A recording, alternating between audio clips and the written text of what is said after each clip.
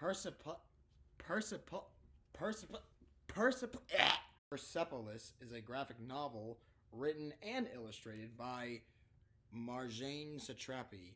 If I said that wrong, I sincerely apologize in advance. And it pretty much is an autobiography that depicts Marjane when she was a little girl growing up during the Islamic Revolution in 1978 to 1979.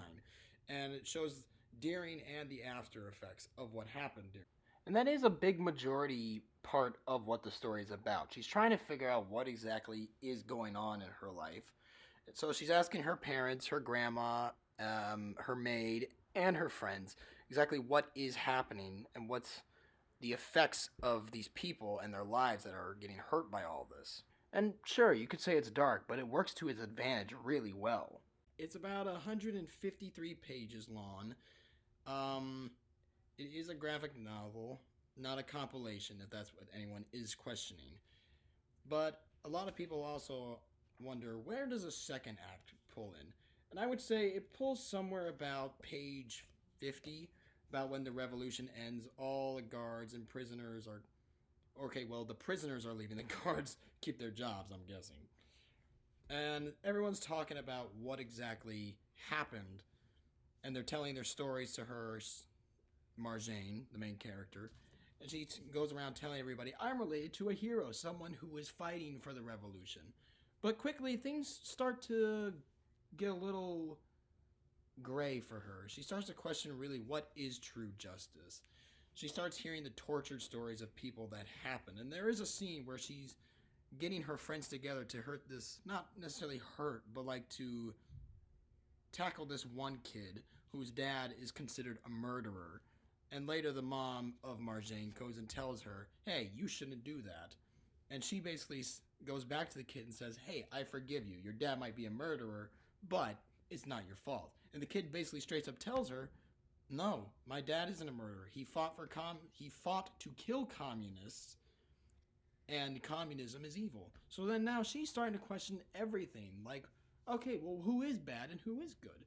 And for me, that is quite a lot to put on a kid, especially at age. I don't necessarily fully know what age she was when that happened, but it is a fairly nice conceptual thing she's thinking about as it happens. It is a graphic novel, a full graphic novel. Apparently, there is a second book. So this isn't a compilation, if that's what everyone is saying. There are chapters in it. Like one of the chapters is Persepolis, the name of the title of the book, and the next chapter I believe is the letter. The letter exactly. And like I said, the story is pretty much about Marjane. She doesn't really necessarily have a straight goal, but I believe her goal in the first act is to figure out everything that's happening. And Act 2 is where she starts to actually figure out everything. She knows what's going on. And now that she's growing more older and older as the book goes on, she starts to realize, hey, maybe everything isn't as what I thought it was. Maybe everything isn't as simple as I thought.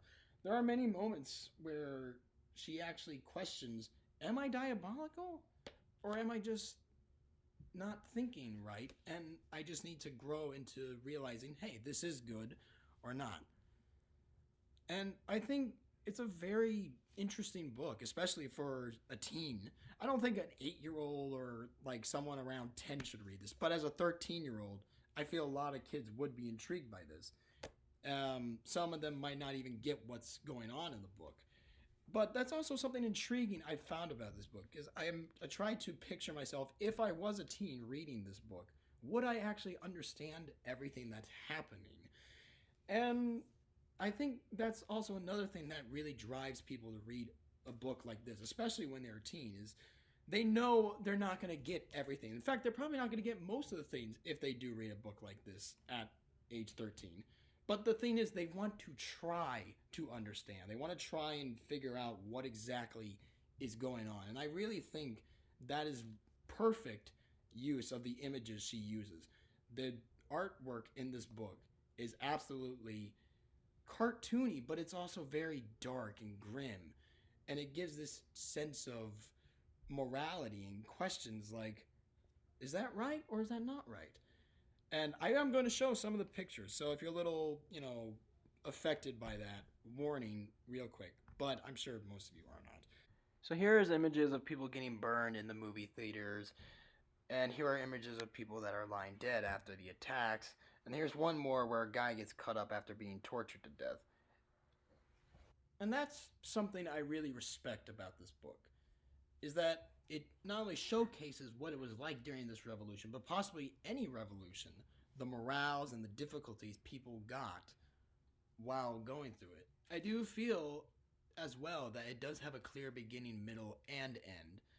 You know, she's trying to figure out in the beginning what's going on, why is all this happening. In the middle, she's starting to realize not everything is what she thought it was, and now she's starting to question, maybe this isn't right. This isn't justice, in my opinion. The third act is where she really figures out, okay, something is seriously wrong with the system. And for me, I think that's a great way they ended it, because they do have this sort of way because a missile hits her house at the very end of the first volume here. She comes home and she's happy to see her family survive this attack, but also her Jewish friends, her neighbors who are Jewish, have perished in the attack. And that not only is it horrific, but it is, quite a sight for her to see. And now she's really kind of like against this, the whole new system that is being made from this revolution. Because, yeah, when the revolution happened, it was like to take down, the king. I can't pronounce it, but their king was at the time. And then they pretty much just came and said, like, we're taking down communism, but then they pretty much made more communism. So now she's definitely affected by this, and her family worries about her. So they send her off to Austria to school to kind of learn and to probably be more protected from what's going on around. And I do feel that is a very nice way to end it. The beginning, she's trying to figure out. Middle, she's figuring it out. And the third, she's finally made up her decision what her opinions are on this sort of story. And I would say, I mean, you probably already know I recommend it, but I do recommend it to not only just, my peers and classmates, but also to, like I said, 13 to 16, around, all right, when they're like 10 to 12, they should probably wait. But that's the thing as well, is that I feel this also kind of proves that, comic books aren't always superheroes and whatnot. Because there isn't really a superhero in this story. Not at all. This is a clear, like, it's realistic, but like the things the girl's imagining, like, what she's imagining seeing in her head and all that.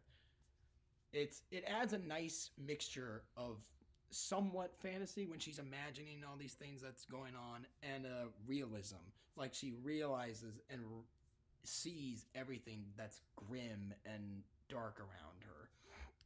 And that's something I do appreciate this book for actually doing. Like I said, it is a fairly lengthful book, 150 pages, 153 pages. Let me correct myself. And I do think it does have a nice, good flow around it. Like I said, I never really figured out what her age was from time to time, but at the same time, it kind of made me think, do we really need to know her age? I mean, when you read Superman or Batman, you don't question what age they are particularly. And when you're watching a movie like Mad Max Fury Road, you're not questioning what age he is in that movie. You go with it. She's a kid in the beginning. She's a teen in the middle. And like in the third act, she's like at a young adult age. So I think that's pretty straightforward.